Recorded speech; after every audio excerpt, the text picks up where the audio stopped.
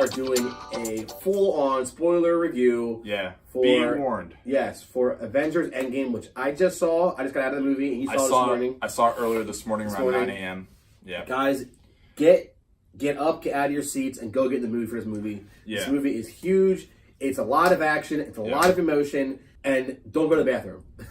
I accomplished that. I did not go to the bathroom. And funny enough, within an hour of the film, my screen went black. Like, they had an issue with the movie, something went on. So, really? It was like a 5-minute delay. But it's funny, like, you feel like it's like an hour. Yeah. Because nothing's going on. Yeah. Everyone's on their phone. But it was like 5 minutes. Yeah, but okay. I did not have to go to the bathroom. I didn't have to hold it in. I was good, thank God. But, man, where do we begin?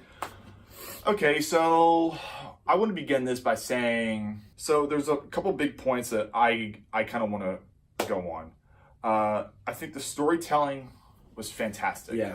The way that they had the characters developed and they had to tie in all of their own separate stories. Yeah. I thought it was they did a fantastic job. Yeah. They did a fantastic job with Iron Man, Captain America, everybody. You know, you had to pick up from the last movie, and that's how the movie starts. It picks up from the last. Yeah, if you don't remember, so in this movie, it opens up, the opening scene. Yeah. Jeremy Renner and his family, and they're on the farm, hanging out, having a picnic, and then his family gets vaporized. From the Thanos snap. Yeah.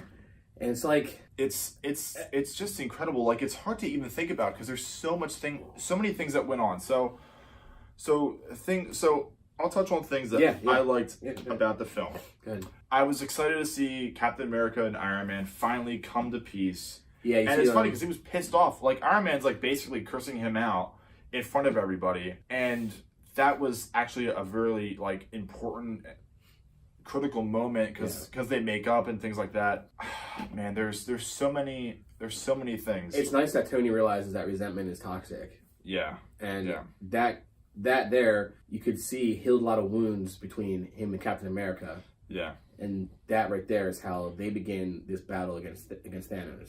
And all of these moments really have to happen for Thanos for them to win this battle. Yeah. So all of them get together, Thor, and then Captain Marvel's introduced because she brings in Iron Man and Nebula. Yep. And so she's like immediately introduced within the first like 20 minutes or something like that, right? In there. So they find out where Thanos is. Yeah. And guess what? They go and kill him. Yeah. They go to the garden. Yep. That is where Nebula told him that he would be, and she was right. And it's just a giant terrain planet with. It's a garden. It's nice. And it's just him. It's just him.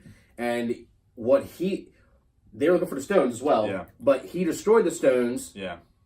Trying to destroy the stones. You know what I mean? Yeah, he used the stones to destroy the stones, which I don't understand how you kind of do, but he almost died. He's damaged from the stones, just like Iron Man was, but we'll get into that later. Spoiler, thank you very much. And essentially they kill Thanos, and they kill Thanos. Well, Thor kills Thanos because he said, "Thor, what'd you do?" He said, "I went for the head." He went for a sweeping, and that thing just came out of nowhere and sliced right off his head. It was unreal. And that's it. And I was blown away. I thought, and then the screen goes black, and I thought it was going to be end credits. Roll credits. Like a 25-minute movie. Right. Boom, done. But after that, it was 5 years later. Yeah. Like the first act of the film, you really got to pay attention because they do a lot of going from timeline to timeline to timeline. So pay attention to what's going on so that you're not confused later in the film. Right. One of the best parts that I liked, Tony Stark and Captain America make up, but also I think seeing Spider-Man finally come in. That was hard. That was tough. Yes. That made a little tear come out. That part for me was pretty emotional. Iron Man was so distraught about losing him, and I guess he kind of thought Spider-Man as a son figure kind of relationship, and he was so upset about it, and it was killing him every single day. Think about it, because in Infinity War, Tony Stark was there when Spider-Man was getting vaporized or he was floating away or whatever. They were on the planet, and he just poof, gone. How did you like Professor Hulk. He was very refined, and it's cool to see him. Like in the old Hulk would be so like wishy-washy. Yeah. He would be Bruce Banner, here's the Hulk, here's the Hulk. Yeah. And then, now you finally see him keep control of himself. Yeah. And I think he played a good role. I would have liked to see like how that happened. Yeah. Like they just kind of introduced him as he starts out as Professor Hulk. Yeah, he's just there. And that was a big fan theory that was going on. Like but it was cool to see him. It did take me like 10 or 15 minutes to get used to the fact that like Hulk is speaking and like using words, Bruce's brain. Yeah, using like, words. But it really helps out the film. There is one part where Hulk actually has the Infinity Gauntlet with all the stones. Yeah, the stones. You know, and he performs the Thanos snap, but he reverses everything. Yeah. 5 years later, you know, he reverses it 5 years back and brings everyone back to Earth. You know, it was crazy when he was laying on the ground. I guess Thanos' ship shot a missile into the Avengers headquarters. Yeah, and destroyed the whole headquarters. He comes into the atmosphere, just blows it up. Well, you know who started that? Nebula. Nebula was okay. I was never a big fan of Nebula, but I could see how it kind of plays a part because when they go back in time, Nebula from the current time and then Nebula from 9 years ago. Yes. I think that was the timeline. Yeah. 9 years ago, they were connected because they're machines and I guess a network or whatever way you want to do it. They were connected, so the evil Nebula knew what was going on, so they were able to get a jump on everything. Which, you know, I could see the purpose of the film, but I don't know. I was never a big fan of Nebula's character. And also, this is where we see the return of Ant-Man. Ant-Man comes back. He comes back. He comes out of the quantum time space. Yeah, the quantum realm. And that's when everything really starts to take off. Like, that's when the wheels start turning about having a solution, going back in time. Having a chance to bring people back. And having a chance to bring everyone back to Earth and back alive. And now, a few people don't make it back, obviously. A few people don't make it back.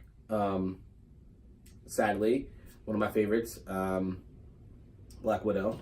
So Black Widow and Hawkeye go to Vormir, I think it's called. Yes. And the whole thing of getting the Soul Stone is that you have to sacrifice a soul for a soul. The one you love. Sacrifice something to get something. Yeah. And that's a cool scene. And I gotta be honest with you, I would have rather have had Hawkeye sacrifice himself because Black Widow as a whole, I think, is a bigger character in the film and just plays a bigger part. She's kind of the glue. Yeah, I like that like women aspect. Yeah. But it was really touching to see her just like because they're like fighting because they picked themselves. And then they were stopping each other from going over. So then, you know, they're hanging off the cliff and Black Widow's holding on and physically lets go. And it was tough because the camera actually pans in and she's just there by herself. Bottom. You can see the blood on the planet, on the concrete. And that was really tough because you knew that she was done and you knew that she wasn't coming back. That was tough. And the Time Stone can't bring her back because this is permanent. Yeah, that was permanent. Yep. I wasn't expecting her to come back. Yeah. I mean, even if she did, how would she even get to the planet? But that was a touching moment. Right.